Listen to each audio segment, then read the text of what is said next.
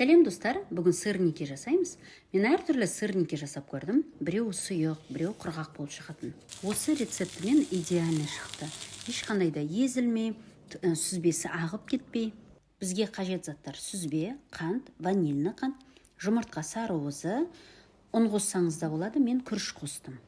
Ең бірінші термомиксте күріштен ұн жасаймыз. Термомикс чашасына күрішті салып, 2 минут 10 жылдамдықта езіп аламыз. Күріштен ұн дайын болды, әрі қарай сүзбе қосамыз. Егерде сүзбенің суы көп болса, онда ситоға суын ағызып алыңыз. Әрі қарай қантты онша көп қоспаймын, өйткені сырники дайын болған кезде сахарный пудрамен де себуге болады. Ванильді қант қоспасаңыз да болады. Бір жұмыртқаның сарыуызы. 30 секунд 5 жылдамдыққа қоямыз.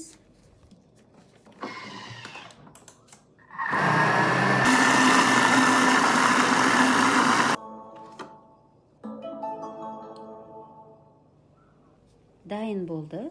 Енді массамызды төмен түсіріп, одан колбаса формасын жасап аламыз. Сосын оны бөліктерге бөліп, менде 9 штук шықты.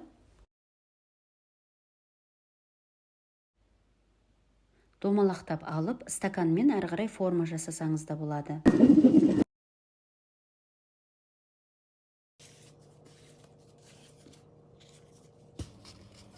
Енді әрі қарай майға қуырып аламыз. Мен онша майды көп қоспаймын, себебі калориясы аз болады, және де ол пайдалырақ болады. Піскеннен кейін духовкаға 10 минутқа салып алсаңыз да болады. Маған осылай ұнады. Жұмсақ, дәмді, пайдалы сырникіміз дайын болды. Оны қант пудрасымен сеуіп, қаймақ, тосап, не джеммен берсеңіз болады. Артылған сырникті тоңазытқышқа сақтап қойсаңыз болады. Кез келген уақытта 5 минутта жылытып, таңғы асыңыз дайын болады.